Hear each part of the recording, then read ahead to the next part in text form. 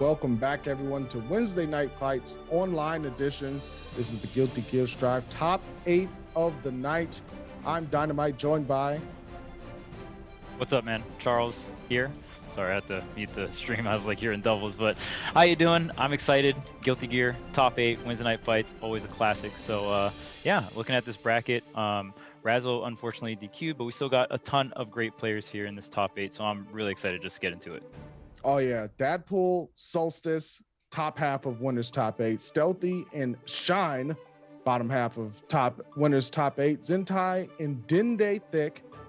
Babushas and Excellencer. All of these players are some really, really high-level Guilty Gear Strive players. Look, I am curious to see how some of the people that are coming back from CEO, like Shine, will handle things. There's got to be, some recovery time, but some people just like to grind. So I'm excited to see what's going to happen. Yeah, I believe Shine got 5th at CEO, so amazing placing there. CEO top 8 was really fun to watch. It was such an amazing tournament. So many like game 5, last round, last hit kind of deal. It was really sick to watch. But yeah, even Dadpool, I'm really excited to see. He used to be a PM player, I believe, and then played Dragon Ball and now playing Strive. So really cool to see some familiar names and all that jazz. And I really want to see how Shine does as well. That Potemkin was looking real clean at CEO.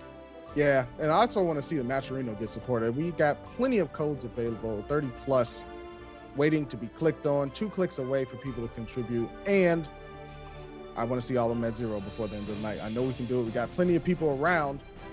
And before we get started, a special shout outs to Esports Arena Series E for providing $500 prize pool for Wednesday Night Fight Guilty Gear Strive. So look, it's more than the Maturino that is going to be played for here, but we can also show our support by clicking those codes, making sure that we do what needs to be done.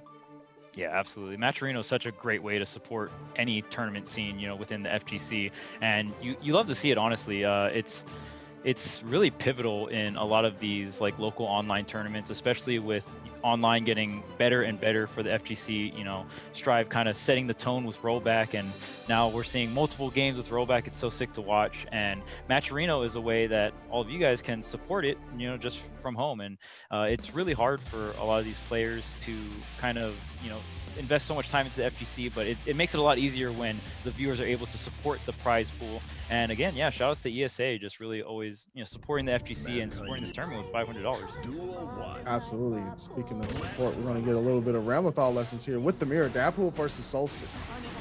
Ooh, okay, so this mirror, yep, all about that corner pressure, and man, you get so, and look at instantly just wall splat right off the bat.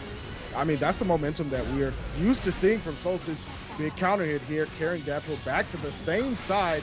Jeez. to wrap it up. Wow. Wow, okay. That was incredibly fast. Yeah, some Guilty Gear rounds, I swear, if you blink, it's over. And Solstice getting back-to-back wall splats going to the left. And, I mean, that corner carry from Ramlethal is just so deadly. There's the burst from Dadpool, going to come out. But, okay, there's the counter burst, and we're back in neutral. You see Solstice here just hammering away at the guard of Dadpool, making sure that they stay on that left side corner. 5K to check the aerial approach. Solstice is already locked in. Oh, man, and another wall slide here, resetting the swords as well. Solstice just carrying the momentum, all, like, both bursts burn here. And, yeah, we're just going to use all that meter. We got the positive as well, and we're just going to keep it going. Solstice with a very dominating game 1. I always like to say mirror matches are more about the other player that's sitting across from you, or on the online sense on the other side of the screen, than they are the characters themselves, because you need to be on a level of being able to read what the opponent wants to do with your character. And so it's a really special case of showing just how far along you've come with the person you've decided to main. I think this Solstice here is just typical Solstice, starting out super aggressive, not letting the opponent play, and then reading the jump out attempts from Dadpool was incredibly well for game 1. I'm curious to see how Dadpool's going to approach. Oh, here's an adjustment that just changed the character completely. All right, so no more dittos. We're just gonna go right into the Jackal, a character that I honestly haven't seen too much of. Obviously, a pretty new character. Happy Chaos was the most recent character, but Jackal, a very interesting character in trying to set things up. But I don't think Solstice is gonna let Dadpool have any of that setup. No, I mean, that's going to be the key, right? Keep those minions away, keep them unsummoned if possible, and just continue to run offense. However, if Deadpool is able to get those minions out, get them buffed up, there's going to be a lot of difficulty. And you see that the 2D right there goes underneath a lot of what Solstice has been throwing out in neutral. That's going to be something that they're going to have to adjust to. Yeah, and it's so important that you get out of the corner. Now, Jackal is known for not having the most defensive kit. You got to pretty much rely on just base game mechanics for your defense, like other characters like Axel and stuff like that. So, I mean, you see Solstice, once Solstice gets the momentum going in the corner, you can throw out these swords and you just get them back in the corner, and you're going to get these wall splats, you're going to get the positive bonus. It can just get really snowbally. It's going to get incredibly snowbally here. Avalanche style. Deadpool checked again with the 5K for the perfection. Solstice with a quick 2-0. Ease. Yeah, that was I think that was as quick as you get in terms of ways to open things up. But man, Solstice looking very comfortable in both of those matchups, just really showing Ramlethal being the person on offense. I feel like that's Guilty Gear in general. The game just generally rewards you for moving forward, keeping the offense going, right? And when you're able to control your offense like that and always be the one with the corner pressure, you know, we're going to have very, very quick games like this. And on to game 3 here. Yeah, Solstice, you know, doing a really good job of being offensive in ways that are cycling through options. Hasn't gone to the dash up throw just yet on Wake Up, but that's when, you know, Solstice is really feeling themselves. But I mean, at the moment, not needing it, you know, keeping Deadpool guessing and forcing them just not being able to run any offense has been working out really well for Solstice. Yeah, okay, trying to get a minion summoned here. The burst automatically just going to be used here just to keep that center stage. But look at this, all the way back to the corner here. And oh man, I love the jump check as well. Yeah, that's going to be really key. You want to keep people locked down, but Deadpool forcing the burst out of Solstice. Windshield wiper blocked up. The RC is going to keep it clean. However, Deadpool finally getting some setups going. Got one minion out, throws out 2. Here comes the Worker Union. Yeah, and this is where you want to see Jacko kind of controlling the neutral. You can kind of like sandwich your opponent in between these minions, but getting the opening Solstice, getting a bunch of damage. Here comes Jacko. Okay, into the super here. And driver on deck. Got buffed a little bit, you know, made the distance go forward, and Deadpool using full advantage of it, throwing out all the minions, and comes with the clean sweep, blasting Solstice back for, I believe, the first round down for Solstice in this match. Yeah, and the Jackal coming through here. You were talking about that sweep earlier. One of Jackal's better moves for sure. You get that low profile, and you can kind of abuse it in those like mid-screen situations. Try to go for some whip punishes here. Minions set up, but they're away. And once Jackal blocks, the minions are gone. So that's very important. Like once Jackal does get the minions set up, you want to keep the pressure going. And once you get forced on defense, your minions just go away. So very important information here. And here we are in the corner. Solstice. Ooh, 2K caught him with the high-low mix-up there that Ram was able to do. Deadpool wanted to escape, but the windshield wiper dunking Deadpool into the ground. We're going into duel 3. All right, both players are pretty much going to have burst here. Okay, we'll see how early we're going to use the burst. Okay, nothing comes out yet, but there's the burst. Does not want to be in that corner. Gets onto the other side. This is really big here for Deadpool. Deadpool trying to make something happen, but the far slash has just been eating Deadpool alive in that neutral space that Ram loves to control. Now at the wall, you got to guess. There's the dash up throw after the sword set, finally breaking it out, and Solstice going to go down with the perfect for duel 3, and you can mark that in the books as 3-0 Solstice. Yeah, got around, but not enough. And the Jackal coming out, we saw one round getting taken, but man, I love the resource management from Solstice.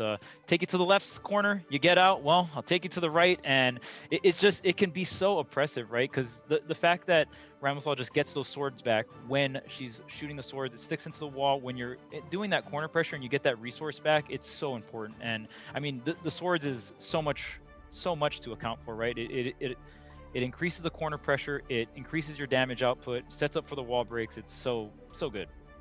Yeah, and if you throw meter into the mix, right, you get a special kind of high-low, you know, with PRC after the sword set. It can be overwhelming, and Deadpool plays Ramlethal, so it shows you how good the character is, because Deadpool's no slouch, obviously making Winterside's top 8 and still having to deal with Ramlethal, you know, is a hard task to deal with. So Deadpool not out of it yet, going to be moving down to the loser side of things and be able to potentially continue the run. The Solstice is looking incredibly strong.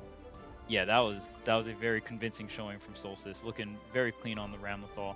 Looks like up next we got Stealthy versus Shine. Really excited to see Shine. Again, we mentioned Shine getting 5th place at CEO, defeating Lore Knight in a top 8 qualifier. So a very big deal there.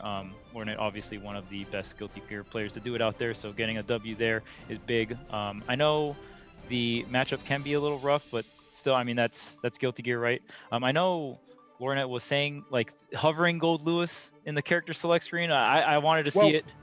Stealthy had, Shine had a really close match against a Gold Lewis in pool play. It was down to the wire. Yeah, it was game 5. It was down to the wire, and Potemkin versus Gold Lewis is not fun for Potemkin if Gold Lewis gets them in the corner. So it was a grueling match, but Shine was able to dig deep and come out on top. This is going to be an Axel from Stealthy, though, so completely different matchup than Gold Lewis in some ways. And I'm curious to see how both Shine and Stealthy approach this, given that, you know, Stealthy is really good with Mr. Low.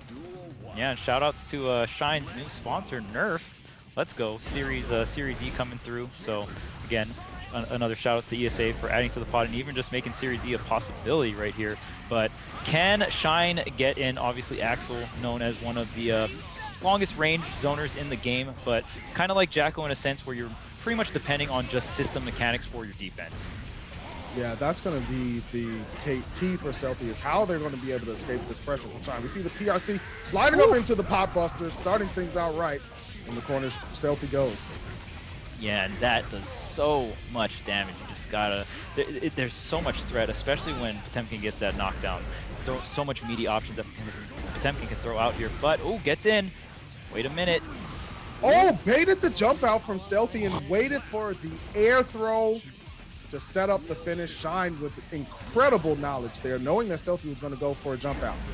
Yeah, and even crouching underneath some of these attacks as well. You just know, you can tell Shine very experienced in this matchup, and that slight delay in the corner as well. It's those little things, right, in fighting games where you really get to see the matchup knowledge and the strategies come through.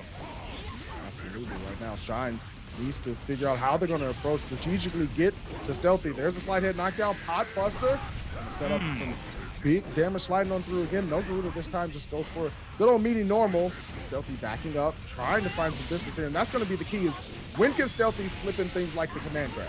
Oh, yep, and using the RC here, going to get the wall splat. Yes, oh, no, okay, just going to keep the corner pressure here. Shine coming out here, blue RC, getting some pressure going here. Oh, the anti-air, still not enough. Oh my goodness, the burst. Oh my, wow, what a Shine has been really on point with just the offensive reads to say, you know what, I know how my opponent's going to try to escape. I'm going to make them pay for it. Shine going up 1-0. However, Stealthy making that second round look extremely close. So this could be one of those times where you start to see Stealthy adapt and slowly creep back into the matchup. Yeah, and Shine really just needs that one opening. Even just getting next to Stealthy is a huge W for Shine, right? Like, Potemkin just has so many ways to lock Axel down when he gets up close, and you get one pot buster and that's half the health. So really big here up close. And speaking of pot busters, bam, that's half your health. Back in the corner, what are you gonna do? Just a casual 50% if you don't mind. I'm just gonna take this and be on my way. That's Potemkin for you. One read and that's a lot of damage, but obviously has that lack of mobility, so you gotta compensate for that. And now getting poked away here. Gets in and using the PRC. Blasts up. Heat knuckle through the wall. Not quite dead, but Shine, with all the resources in the world at the positive bonus, increases that tension. And now Stealthy gonna have a lot of work to do. But the Mega Fist dunk to finish. Shine rolling on through the pain train. Yeah, and even in that situation, it's so, like, you don't want to burn first in that scenario, right? Like, there is another round, like, and you're such a low percent. So, okay, the corner. Ooh, almost caught the jump out. Just did it a little too early. He's been conditioning it the whole time. Fourth Garuda in the row. That tank got plenty of ammo. They're just in the back. Load him up. Let him shoot. How much bullets does this fist have, man? What's going on? Yeah, that move is so good. Trying to find some orientation. It's really difficult, right, to try and bring it down on top of you. But you see Stealthy finally throwing out the sickles there, getting some distance, backing up from the reflective, but gets caught. That's a tough scenario to be in. Yeah, up in the corner, and that again, Shine just utilizing the resources, right? Potemkin has that lack of mobility, so you use other things to get in. That super is one of them. You can slowly just walk in with it, pretty safe as well, especially when Stealthy didn't really have any room to back up, right? Like you said, it's a really, really hard situation, you know, and we've seen Shine kind of like snipe Stealthy trying to dash out or just jump out of the air as well, right? With these anti-airs or just snatching them up in the air as well. And like, especially when you're in the corner like that, you don't want to get wall break too. It's tough. Yeah, it's extremely tough. And Stealthy, you know, Axel typically likes to use things like 2K2D, right, when being pressed to knock the opponent down, get the 2H OTG, push them back. But Shine threatening early with the 2D, just early on in the match, has really strayed Stealthy away. But he's finally getting a chance to play here. Side switch, there's the 2K2D, the 2H as well, keeping distance, and now Shine finally on the back foot, but the flick, send it right back at you, return to sender. Yeah, and this is a really great start here for Stealthy. Has, you know, put a lot of damage on Shine here. Burst is still available. I mean, Shine could use the burst here, but it's going to be rough. He needs to get in first, and here's the pressure. Are we going to get the grab? No, the super on Wake Up. Get it out of my face. Sometimes you gotta let them know. Stealthy saying, I've had enough of being pot busted on Oki. You can hold this super. I've had enough. I've had enough. I'll do it, all right? Sometimes you just got to fight back. Oh my goodness. Stealthy doing a really good job here of just throwing out the chains at different timings. The slide hit catching the jump. Wow. Shine reading. Stealthy probably going for a 2JS or something like that. And now pressure time again. The Garuda, great JS from Stealthy again. You see the adaptation slowly start to happen, but will it be in time? Finally getting a hit. Okay, this is actually pretty good for Stealthy here. Grand grab, sickle flash. I really like Stealthy just taking their time, but the Mega Fist in. Shine trying to win, forces out the burst from Stealthy. Backing up, again, the spacing is going to be important, but the Mega Fist, the adaptation to the sickle flash and the 2H. Oh, man. That is good. He's it, man. Getting that dash, using the armor, right? And it's hard. I mean, obviously the jump, you can get around that, but like you said, the adaptation is really Good. Laying down that meaty again. Hammer fall, nothing doing. Stealthy fighting in the corner, but has to find a way to escape here. Oh, not like this. Not like this. Big man back. What's happening? It's where you go, and there's no burst available either here. Okay, finally get an opening, but just forcing the burst right out of Shine. So you got to earn that one more time to get out of this corner, and look at Shine. The patience from Shine, so immaculate there. Good stuff from Shine, having the patience to know to wait for a 2H to come through or sickle flash and just Mega Fist right on over it to finish it out. We saw Shine use that earlier on in that particular round as well, and just start to say, hey, I'm just going to hop right over these, dunk you up with the two hands, and call it a GG. So good stuff to Shine. Moving on. Stealthy obviously going down to the loser side, but winners finals is set. It's going to be Solstice versus Shine, which is going to be Aranlethal versus Potemkin. That's going to be exciting, but we're not there just yet. We still got some losers round one to run through. Oh yeah, absolutely. And even just the character variety you see generally in Guilty Gear. I love how diverse the cast is, right? Like there's not a single character that plays like another. So always just a really fun game to watch in general. So yeah, I mean, I love the characters. We got to see the Jackal, a character that I'm not too familiar with in terms of just watching it at top level. So it's really cool to see the Dadpool bring up the Jackal versus the Solstice. For sure. You see Jackal like sneaking in here and there. Not too many top 8 placements, but every now and then you'll see someone switch to the Jackal if they think they like the matchup a little bit more. So always excited to see more character diversity. And, you know, that's really shows that I kind of like where the health of the game is. You know, you see a lot of different characters in top 8. I think that top 8 of CEO didn't have any repeat characters. So, you know, that's cool. Aside from Kizzy, obviously switching between Soul and Kai. But other than that, there were no repeat characters, and the game is in a really good place, and it's exciting. So if you are excited and entertained by Wednesday Night Fights, which I know you are, make sure to hit up that Matcherino. Yes. Got plenty of codes left. So, 2 simple clicks, that's all we need to go ahead and finish that out. Get to 0 out of 50 is the goal for the night as we prepare for losers side action of top 8. It'll be first Zentai versus Dende, and then a team kill from what it looks like, Babushas versus Excellence. You hate to see it. You hate to see it. But yeah, support the Matcherino. Can't say it enough. Support the players, support the TOs, support the community, man. It's such a big deal. And the fact that, just 2 simple clicks. And if you want to throw a little extra, a little extra some, we'll take it too.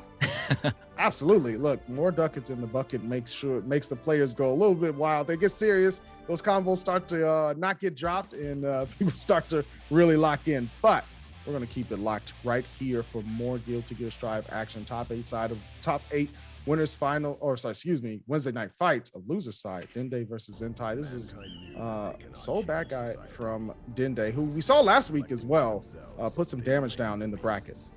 Yeah, Soul, did get a little touched up on the patch, but still a character that does a huge amount of damage. But wow, Dende going on the offense here with Axel. A little unexpected. Yes. Oh, so this is the thing. Axel can do really well if the Axel player chokes up a little bit, doesn't necessarily commit to full screen, start to throw out those chains at up to 3/4 range. But we see Dende immediately reversing the situation, pushing Zentai into the corner. Yep, going to force the burst out here. Zentai, how are you going to get out the PRC to make it safe? And we're getting the whiff punish here. Okay, going to get some ground here. Oh, goodness, yep. You were going to pay for that. Yeah, for Dende, knocking out the door, trying to close out the round, and finally does. Yeah, and Dende burns the burst there. If Zentai was able to kind of get out of the corner, get the footing back, and able to bring that round back, that would have been so huge in terms of resources there. But gonna get hit up, already half the health gone, and geez, look at this. Gonna get the side switch though on the grab. That was such an important FD into 2K from Zentai, but still on the back foot. Wow. Just when you think it's safe, you open the door and the killer is there. Dende putting Zentai into the horror film. Yeah, Soul just needs those 2 to 3 really solid hits, especially if you're getting a big counter hit like that. It is party time for Soul, and the damage just rolls through, especially if you got that wall as well. Yeah, big damage from Soul. I just saw Dende's little comic bubble. It says honest footsies as a Soul player. I love it. The honest footsies, man. Honest footsies, bro. Just pure honesty. Footsies. Hey, you know what? My daughter wears honest diapers, but do you really think she takes honest dumps? Big tip for the FGC: if anyone calls their character honest, they are pretty much trolling. It's you gotta play the cheap stuff, right? It's definitely a lie, especially with Soul. Go ahead, you can mash on /. It's fine. Just go ahead. Just press the button. It's fine. Oh man! All right, so here comes the Bandit Bringer, all the way, and yep. Oh my goodness, look at that damage. Well, that wasn't even a wall break either, but in the corner here, where do you go if you're Zentai? The burst is available, but that was disgusting. That was disgusting. Icing overhead from Dende, putting Zentai through the wall. Yeah, and I love the meta kind of developing, and we're seeing a lot more blue RC being used in combos in general, right, instead of the red RC. So that's really cool to see. Just really the optimization of meter coming through here. That's what Gear's all about at the highest levels. How are you going to use that bar to go far? Zentai keeping Dende away. Finally dashes up, and that's what I'm saying with Axel. If Axel dashes into a range that the opponent is not accustomed to, great back throw. You can do a lot of unexpected damage because you interrupt the opponent's approach, and the finish with the Axel bomb. Zentai showing them, hey, hold on, it's not going to be for free. Right. There's the full screen pressure and there's that mid screen pressure, right? And especially like you were talking about, being able to dash forward and go into a mid range pressure, kind of even staggering the hits as well, right? So really good mix up from Zentai. But all the pressure here for Dende right now. Ooh, in the corner. Yep. Burn the RC here. And low that time, yeah. Dende conditioning Zentai after the first blue RC mix to block high, went low that time, and plenty of damage off of it. So only needs a tap. Only needs a tap to get in there. Yeah, especially if that wall is right there. It's your best friend is Soul. Oh my goodness, the far slash gonna get it, and man, Dende just keeping the pressure on. Zentai was so, I feel like just one more like opening a neutral, just like a little bit more breathing room, I think Zentai would have been able to do it, but Dende just did not give him that opportunity. Yeah, not a lot of opportunity there from Dende. And that's what you want to do, right? You don't want Axel to be out there throwing the change. You got to guess, use your health to get in, block up some sickle flashes. Like, you don't want to do any of that. You just want to smother Mr. Low until it's all over. And now Dende on game point up 2-0. Yeah, we'll see what kind of adjustments Zentai can make. And it really feels like the opening is so important here. I mean, like a lot of matchups, you always want to be the aggressor, but just even more so with Axel, right? Like once things go south, it just feels like it goes really south. Welcome to Guilty Gear Strive for sure. Dende with the Fafnir, big plus frames. Zentai already forced on the defense. Swinging away with the far slash, trying to keep things safe, but again punished on the dash up throw with the far slash. However, Zentai finally with some corner pressure. Yeah, gonna use the throw, get the corner switch here. Okay, I like the stagger. I like the patience from Dende, and look at that, the far slash connecting, and we're going all the way to the left side. Jeez, just like that in an instant. Zentai went from aggressing into being in the other side of the stage. That's the way it goes when you're playing against Mr. Bad Guy. Good blocks on the low, however, stuck in the corner, jabs out. Dende finally getting some sickle flashes down, trying to keep Soul away. Ooh, I like the jump out. Wow. Okay, but gonna be forced to use the burst here. Goes on the offense, but gets punished here. Dende gonna close out that first round. Oof. Dende on match point. Zentai got plenty of work to do. There's the jump back and immediately trying to set down the simple flash route. But Dende has been doing a very good job of just dashing up and getting in the far slash range. 2H finally blowing back Dende. Zentai dashing up for 2K2D, nothing doing. And great spacing here from Zentai. This is the way that you want to play Axel.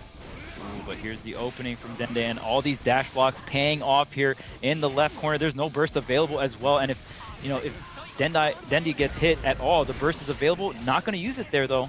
Going to save it. Holding on to it.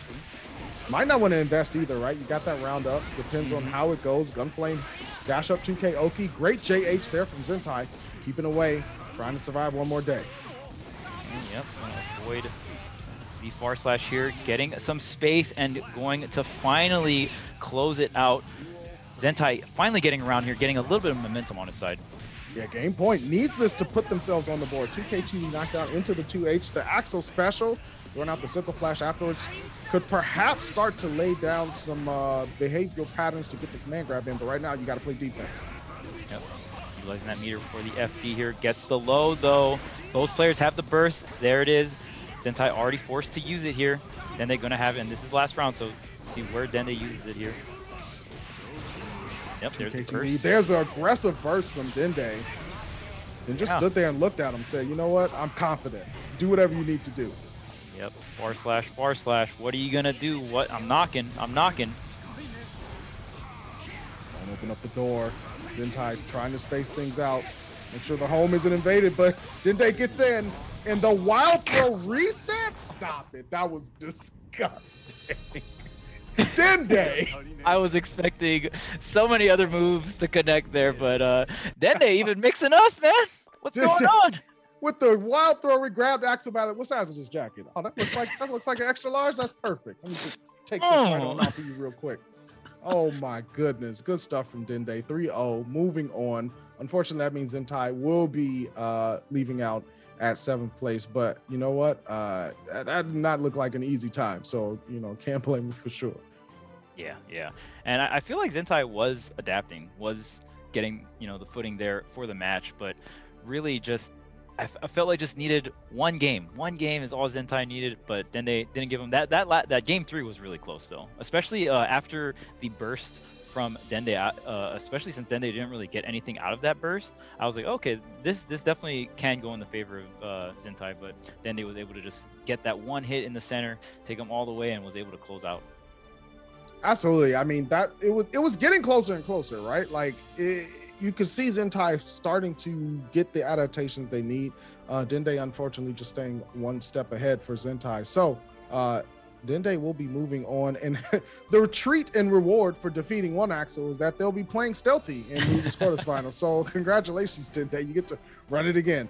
We're going to jump down before we get to that to Losers Round 1. It'll be Babushas versus Excelancer. The good old team kill. Look, eventually when you get this far in the bracket, you're going to run into your buddy at some time or another if you're both really good. Yep, when the squad is nice, that's how it goes in bracket. That's how it goes. Oh yeah, I'm curious to see how this plays out, because oftentimes when you're you're going up against the homies, right? You already start at a certain level of knowledge of what they like to do, right? You've run sets before, so you usually get some Yomi level 2, Yomi level 3 type of situations right from the beginning. So this will be really curious. Could also be a situation where you hold something back, right? If you're one of those type of people and say, no, I'm saving this in case I run into them in bracket. So I'm always curious to see the team fight. Yeah, you get to see the level 3 Yomi in like round start. Like round start happens and you're like, wait, really? Like you did that? Why would you? Why would you do that? Well, every time we play, you run up and crouch block. So I'm gonna go ahead and use this charged dust right here and lift you up to the skies. Look. It's one of those scenarios too that I think is really, really interesting because Excellencer has been all over the place in strive brackets, and they've been putting down some heavy heat. So I really do like to see how the team matchup goes, because this could be the Babushas could be the person that keeps Excellencer moving forward, and if that's the case, might have some problems. Potemkin for Babushas versus Excellencer's Giovanna.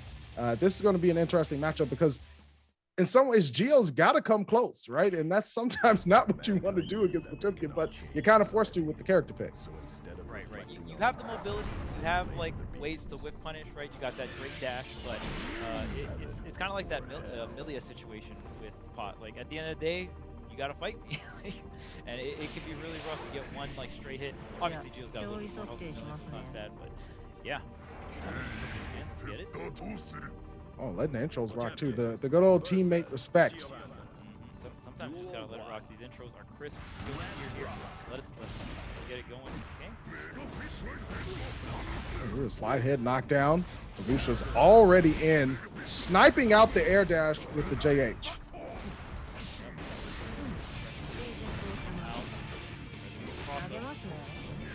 Oh, I like that stagger off of far slash. Setting up the strike throw early is so important for Giovanna. The 2D going to lift Potemkin out the feet, but big boy means you got to do a little bit something different for the combo. There's an aggressive burst from Excellencer. Yeah, I like that. Just, the air super. Yep, gonna connect here. Very nice stuff. And just pretty much burning all resources to keep the corner pressure alive, right? Guilty Gear, just a game of I want to be. You always want it to be your turn in Guilty Gear. Absolutely, you don't want no one else to play. Quick RC into the 2S to finish for Excellencer. I really like how they played that first round. Yeah, the resource management is fantastic here. See Excellencer keeping the pressure up. Gio definitely has a lot of things that are plus on block, so you can do so many like delay mix-ups and all that stuff. Speaking of delays, they're big meaty Garuda, allow him to do whatever he wants. And speaking of meaties, Babusha's laying the whole fist out to the chest. Oh, unfortunate. Had to be a misinput. Excellencer capitalizing. Yeah, big counter hit here. Are we going all the way? Yes, we are. The dust to break the wall. And just from one drop, not only do you lose the health, but we're going to pick it up anyway. The Mega Fist going to close it out. Babusha's not deterred whatsoever, even after being put on the back foot. The multi-hit bar slash, by the way, from Giovanna works really well against things like Hammerfall because it just eats up the armor. And the burst is baited. Excellent. So trying to thrust them through into a game 1 victory for sure. Look at this Geo pressure. Where am I going? Left, right, up, down, and man, look at this damage in the corner as well. Getting right into the super. I don't know if this is going to be enough here. I know. The wall does 50, but Potemkin got a lot of guts on him, even though the 50 is unscaled. There's a back throw. It could all be over if this goes wrong. Purple, I see. Okay, great defensive throw for Excellencer. Listen, let me tell you something. Excellencer, that amount of health that they had up there was not the actual amount of health they had left, because one pot buster could have spelled the end for Excellencer, but they hold on and get game 1. Yeah, it's just crazy. Even if you're just spectating, you're like, oh, well, that wasn't that close. Well, actually, just from that one scenario, you know what I mean? Pot having that corner pressure, and Pot rips through health bars like it's nothing. So you just got to be real careful. Man, what a crazy game 1. I'm loving this. Yeah, it's an incredible game 1, and this is what I was expecting. Obviously, with the two teammates going against each other, it's very scrappy, but there's a lot of reads going on in the middle of that scrapping. Air dash over instantly. With the burst. Setting up. Oh, there's the back dash and the 5H punish on the pot buster attempt. Excellencer knows. Yeah, and I mean, pretty much backdash and jump are going to be your main answers against that. I mean, obviously there's a bunch of counterplay, but Excellence are playing that, and like you said, very read-based, right? That's up 6P into the Heat Knuckle. Another reaction from Babusha's. Hammerfall going to connect. Goes up, but gets dunked back down by Excellencer. Fourth row into the corner. Close slash, and immediately Babusha's getting knees to the chest and through the wall. Excellencer working. So every time Excellencer gets a knockdown into an Oki situation, it's a different offensive option. And yeah, that close slash really meaty. Just really sets up Geo for success in that offense. Okay, Burst gonna just be used here. Demon really get connected, but that scenario is just so bad, right? Like just using Burst to get out. FD here. Oh, goes over. Wow. Oh, the pseudo DP actually went over. Yeah. And allowed Excellencer to get a combo, but Babusha with the side switch on the Potemkin. That party bus got a little bit of drift on him. Yeah, that's always like a feels bad when you're the one with the corner pressure and it's like, actually, let me hit you with the Uno reverse and let me get that wall slap. But the super here, is it going to connect? Yes, it is. Not going to get the KO, but just relieving pressure. And oh man, you don't want to be whiffing like that in front of me. Don't be whiffing like that in front of me, though. The man Wu hit through it in reverse and just extended the arms. Even like Outlaw Star out there. Just, hey, come over here with me real quick. Oh man, and yeah, whiffing in front of Potemkin's got to be one of the worst characters to do so, especially when they just do one move to do all that damage, you know what I mean? Oh my goodness. Just with the RC on the Hammerfall, gets chucked into the corner. Excellencer, empty air dash throw. That's going to be again, Babusha's having to guard it up. And Excellencer backing up and attempting to, read Babusha's escape option. Big counter hit here as well. I like the in and out we're seeing from the Geos. This is fantastic play, just staying at that mid-range. Look at this, using the meter and okay, just backing off again, trying to set up. Oh my goodness.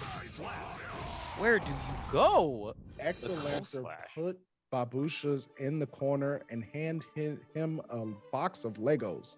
Like it's all blocks. You just put them together as much as you can. I'll be here hammering away in the meantime. That was incredible Geo play, as you said, from Excellencer. I really like that, keeping the momentum as well. Yeah, like, and it's so important for Geo to be as abuse your mobility versus Pot, right? I mean, that's the thing that Pot lacks, especially. You're gonna have less mobility when you backdash isn't too great of an option in the corner. You can use the invincibility, but you're not really gaining any ground away from your opponent. So we just saw Excellence just kind of dash in, dash out, went for the close slash, the far slash, and even coming back in with the drill. Oh, plus frames again on the Doral. Hasn't been challenged yet from Babusha's and allows Excellence to keep going. There's an aggressive burst. Babusha finally getting some corner pressure once again. Garuda lands. There's another one for your troubles. Yep. Here's the Garuda in the corner. What do you do? The blue RC. Another one. Another one? Nope. Oh, try to get. Oh, shit. Babusha's like, I'm grabbing you somewhere. Air or ground, you can choose. I need that damage laid down. Where are we going, though? Oh, the Mega Fist drift back. Keep away from me. I'm closing out this round. Not just Excellencer, and I feel like Excellencer has done that quite a bit in terms of just in the positioning. Oh my goodness, it's going to be a huge round start here for Babusha. This is the round start that Babusha's wanted. A good defensive neutral jump there from Excellencer, getting a knockdown. Doggy Tatu, the dash up. OTG jumping out of the loving arms of the teammate to continue the combo and super through the wall. Excellencer wants it all.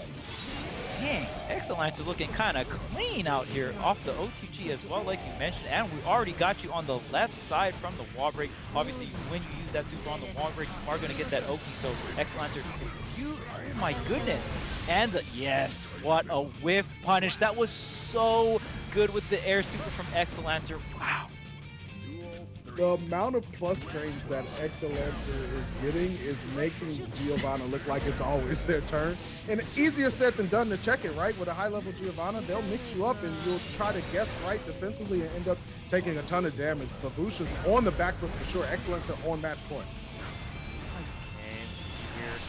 Okay, I think Babusha's safe here. Yep. What's the punish? Of course. Why not? Just get half that health bar out the way.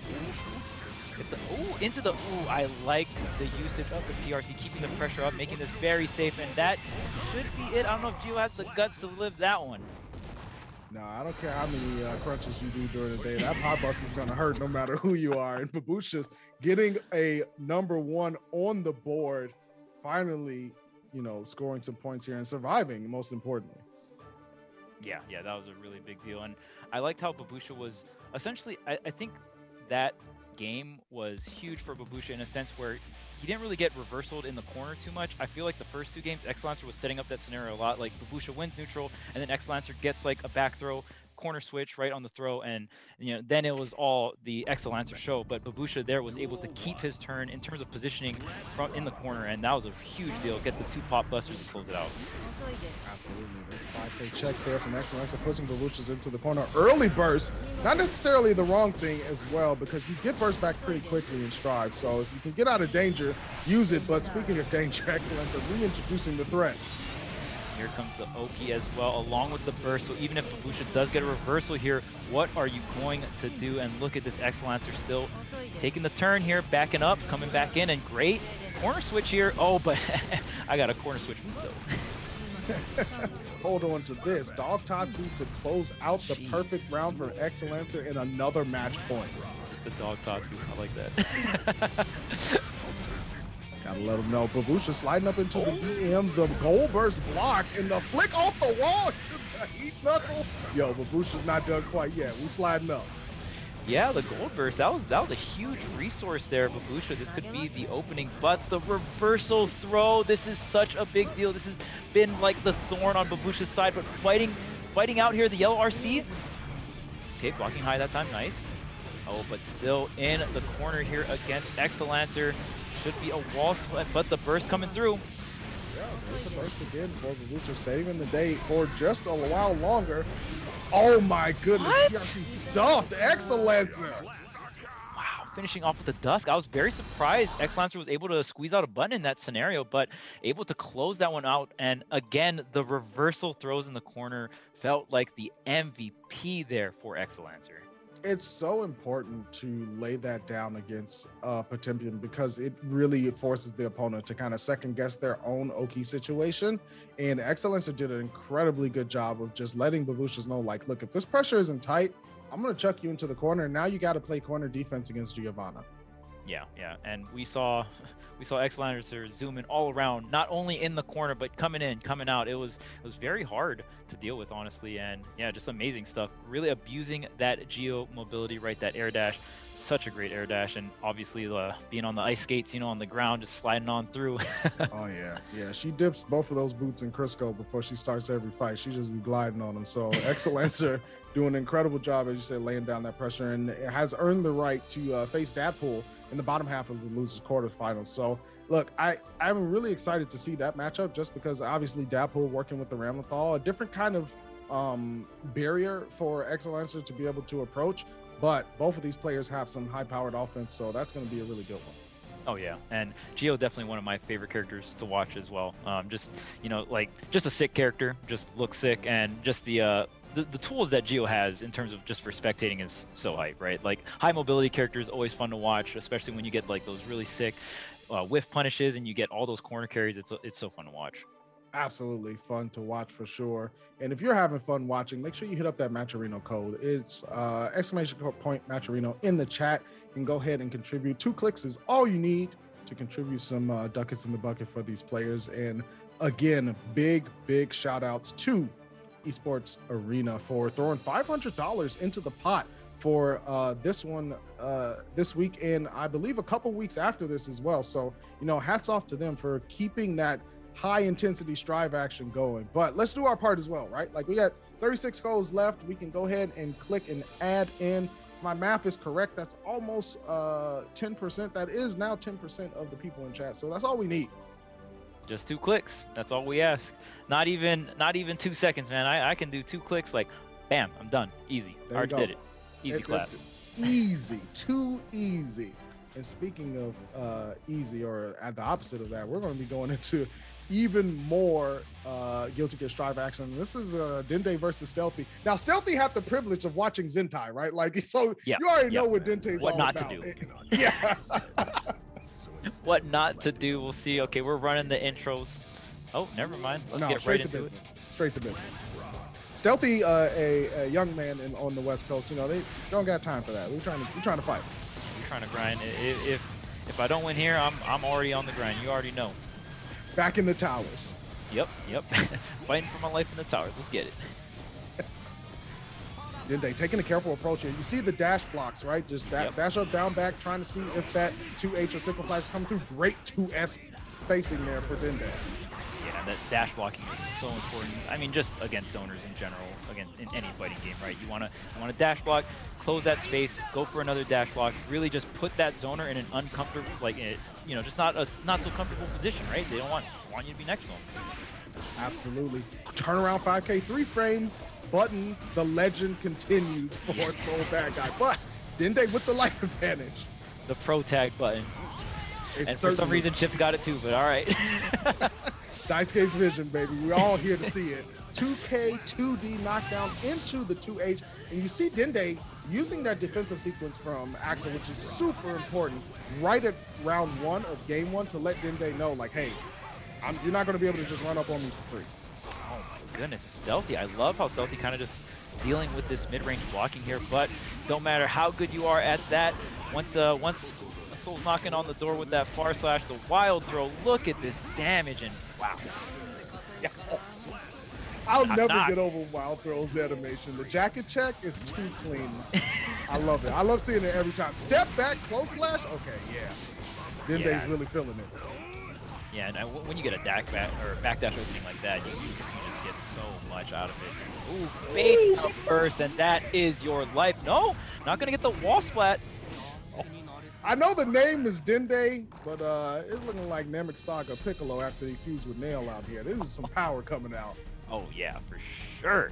Dang, man, Dende just like that first round felt like pretty back and forth. That second round, oh man, after the burst bait 2, it was a wrap. The mental damage too, right? Because it is obviously all of these players making the top 8 of WNF, strong players, but it still sets into your mind like, okay, I got to be careful bursting here when I really want to. And so where can I slip in the burst? Where will I not be read and punished for it?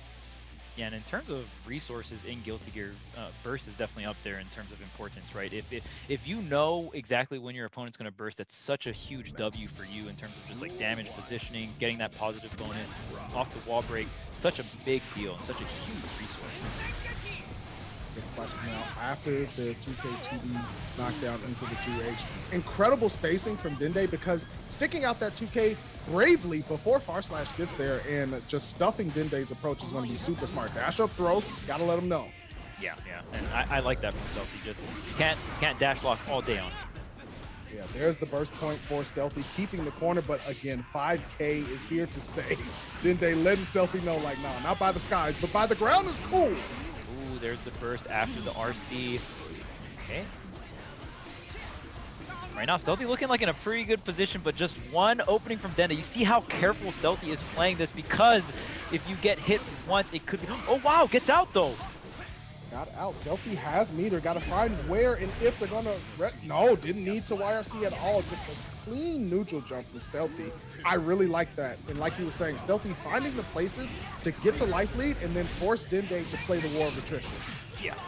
And that was huge that Dende, like, kind of dropped that combo and Stealthy was able to get on the other side. Just Axel operating in a space where, oh, I love the PRC as well. We are seeing some clean nukes right now. Stealthy working really good. Empty 2K 2D knockdown, and Dende paying the health tax. My man's well over the 100,000 bracket because he's getting all his money taken. Oh wait, but time to cash out here. We got Far Slash in the corner, but Stealthy fighting. Oh, a pixel of life. The burst being used, the red RC, and we get the opening here for Dende. Not going to go for the wall splat, just going to keep the corner pressure going, but looks like the 2K coming through. That 2K has been the button, the MVP button. Stealthy needs to get an MVP sticker and just put it on whatever the kick button is and just be like, yeah, you did great today, baby. You did fantastic. Kept me safe. Did everything I needed you to do. Kept the those soul bad away. guys out of here. You don't want those bad guys running up on you. You know what I'm saying? Sometimes you just got to throw out that 2K, keep the bad guys away. Oh, there you go. Look, you can't run in on me if I'm kicking your shoes from out from under your legs. You know what I'm saying? So Stealthy doing a great job here. Dende starting off the round with 6H. Adaptation station is the name of the game when it comes to these high-level matches. And we see Dende changing it up. Yeah, the guard. So hard to deal with, but getting the opening, Stealthy fighting the way out of the corner here. Okay, side switch here, and okay, we get the opening. Are we gonna get the burst? Yes, we are. Yeah, Stealthy gonna just use that to stay at the center of the stage. Oh, nice. Great anti-air. Yeah, incredible stuff from Stealthy being able to react to that dash in. However, got a little bit of work to do and has to be super careful. Here's the mix. What's going to be? Close slash after the quick PRC. Wow, the jab through the gun flame. Stealthy was ready. Yeah, and the gun flame actually stops if you get hit, so that was really good stuff, really great knowledge. But this could be the opening Dende needs. It is definitely gonna be enough. And Dende closing out that first round. Yeah, first hit of Revolver into the Red RC mix is always going to be Trouble City to deal with. And now Dende starting off the round super aggressive. Did he just backdash the Fafnir? Okay, Stealthy, you're still locked in. Still locked in. Dende had the burst there to keep the pressure going. The Red RC to as well keep the pressure going. And let's see this defense Stealthy's got. The 2K coming through. Stealthy gonna have to keep that defense going. There's the burst just to get some room. 2H did not quite reach. Dende, however, trying to gain ground, jumps in the close slash, and yeah, that'll do it. Nice stuff. And honestly, in terms of like the resources that were available, great defense from Stealthy. The burst came through just in time and almost bailed him out of the situation, but then they was able to just get that one final opening and was able to close out that round. That was such a back and forth. It really was. Like, you know, despite the fact that Dende in that last round got ahead in life, Stealthy has some incredible defensive reads there. And it shows that's the kind of thing that you look for, you know, for a player to say, are they still in this, or are they kind of just, you know, in autopilot mode and trying to figure things out? Exactly. Okay, we get the opening here. Big damage going right back to the center here. Okay, so the bad guy out. Got to do a jump back S. There's the 2K 2D blocked up. Dende thought he could get in. Stealthy throwing out another one. I love that Stealthy is willing to dash up, either grab or dash up. We see more dash up 2K more than anything, but I love that Stealthy is willing to do that and get so much out of it, really just throwing the checks out. You cannot just run up on me like that. No, not like that. And punish the whiff throw with a huge sweep there with the 2D. Stealthy knows what to do when they get the opportunity. Here comes Dende, though. Fafnir, the media district. Stealthy immediately ejecting out. Getting duffed. Just have to use the burst there, but back in the corner you go. Was the burst worth it? And Dende just keeping the pressure up, trying to get this 2K to connect, trying to get up and over. Does, but is it worth the health? Oh! Connection here. Okay, but we're going to pick it back up anyway. That was a little bit of scramble, but Dende covered out on top on that one. Sitting on match point now. Stealthy needs this round desperately. Already starting in the corner here, and as well, Dende having the burst, this is going to be really hard to deal with. I don't know, Stealthy should get burst somewhat soon. This health bar might be evaporated before the burst comes back, man. The 6P! Oh, gets over, but again, is it worth it? Is it worth your life? Had to burst there, obviously. Dende not even bothering to bait it. Look at the life that they have. Going to try to slide up into the DMs. There's the aggressive burst. Stealthy fighting for their life for sure. Dende just needs a dab. And there it is, the 2D after the 2K. Dende continues to play in this top 8 of Wednesday Night Fight. Look, that was, despite it being a 3-1, that was a super close match. Oh, yeah, absolutely. And it was, man, that round 3 start was so unfortunate. Just took so much damage, and the burst kind of coming a little too late. And the fact that Dende had burst too, so it's like, even if you do win in that scenario, it's like instant burst, like I'm keeping this corner pressure, right? And it was so hard. The fact that, you know, the Farsec was able to, like, pretty much round start push him into that situation just can be really tough.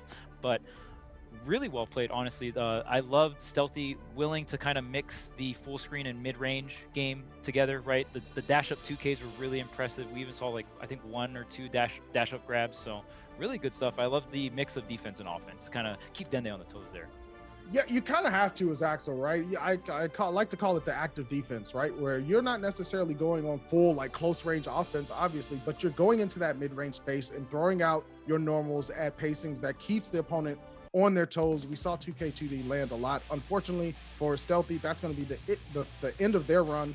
Going to be moving into Deadpool versus Deadpool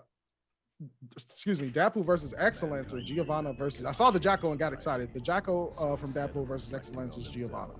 Oh yeah, and I mean we were expecting the Ramlethal, but it looks like the Jacko is coming out, and maybe Deadpool kind of gravitating more towards the Jacko. Maybe just a matchup thing, who knows? But Excellence are obviously going to be on that Geo here. Geo is going to be, oh man, when it's Geo's turn, I am very scared for Deadpool.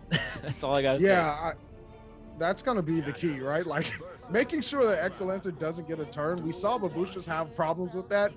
Deadpool was certainly watching, and we're gonna see how they adjust. Obviously, Jacko being a different character, but 2D, the disjointed hitbox blowing Deadpool back. Yeah, if you thought Jacko's sweep was crazy, dang, Geo coming through with the sword sweep, man.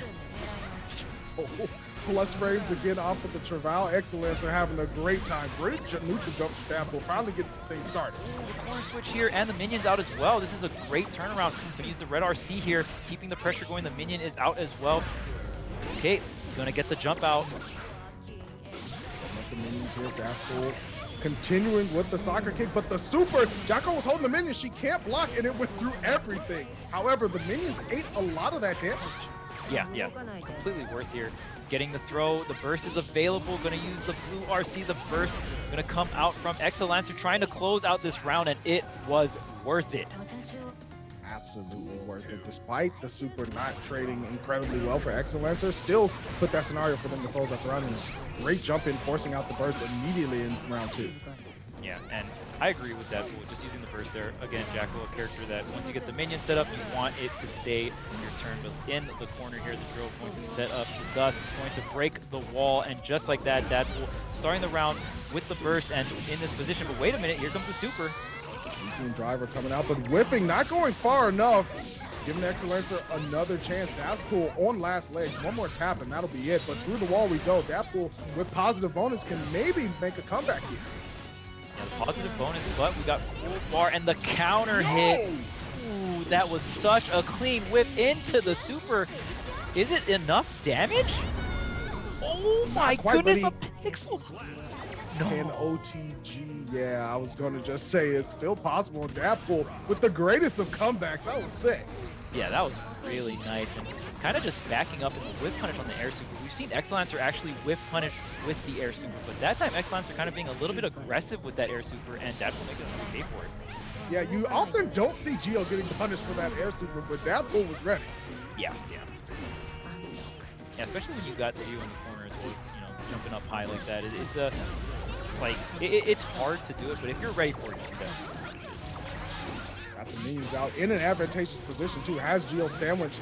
Excellencer got to guard up. What an air throw. Deadpool saying, no, here you go, into the corner. Yeah, now we are seeing Deadpool's offense come to fruition here. Look at all the minions creating so much pressure here, and this is really sick to see. This is incredible stuff to see, but the far slash forcing out the burst from Deadpool. Excellencer trying to get in to do some damage. Wow, what a great whiff punish there from Excellencer. Just the footsies, the actual footsies. Yeah, right there. Deadpool, that sweep looks really very enticing to go for, but Excellencer with the quick step back and the whiff punish, really just calculating the range for that, right? Good stuff from Excellencer to hang in there, but I'm excited to see Deadpool keep going with this Jacko because man, some of those rounds had Excellencer on the ropes. Yeah, that one round where Deadpool came back and ending it off with the whiff punish on the air super, that was sick. A really hype round. I'm certainly watching that back. I hope that goes up on Twitter because that was impressive stuff. Here we go, game 2. Excellencer up 1-0, but Deadpool certainly scrapping for it. Yeah, and that one of the great things about that move in the air from Geo, you get the hit, you get 2 hits off of it, so it's so great for just getting the left-right and just setting up these offensive scenarios, bouncing the minions around, throwing them all over the place. Look at this, face the first. Deadpool getting everything with the power of the workers' union, saying we will get these contracts signed, and through the wall we go. Excellencer gonna have to do some fighting. Yep. Because it was breaking, the wall was broken from the super, Deadpool was able to actually just start that round, essentially just setting up the minions as well.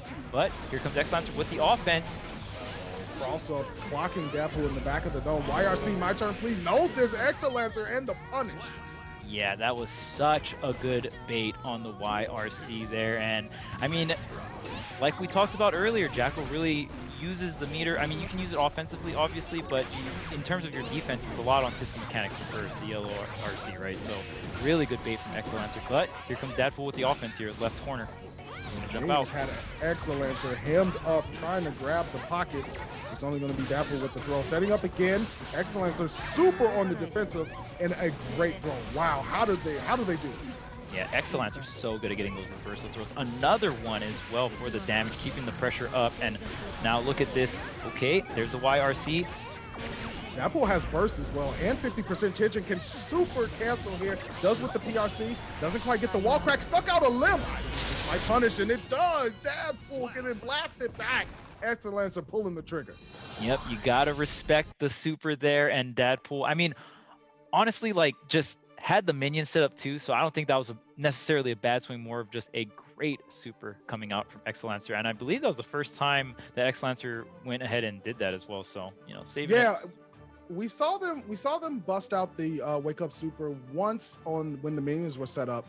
We saw them also do it against Babushas too. So it's definitely a go-to for Excellencer, but keenly using it is the key, right? You don't want to do it too much because then it becomes really obvious. And the fact that Excellencer went back for it when there was just one minion and not two out is a really good decision, because Deadpool might not have been expecting that, because it was like, okay, minions out, I'm safe, right? And Excellence is like, nope, not exactly.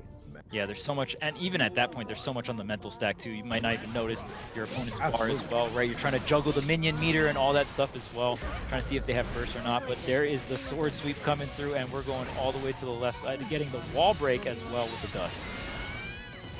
Excellent. So over here looking like Zacian, just dog with the sword, swinging and blowing the legs out of Deadpool. It's a rough set. 2D is a buff button for sure. But Deadpool answering back, keeping Excellencer away to try to set up some minions, but has to do it all over again. Once Deadpool blocks, like you said, they all disappear. That's rough. Like punish. But what? The reversal super is going to trump that one out. Deadpool coming on top, and that's huge. The YRC gonna reset here.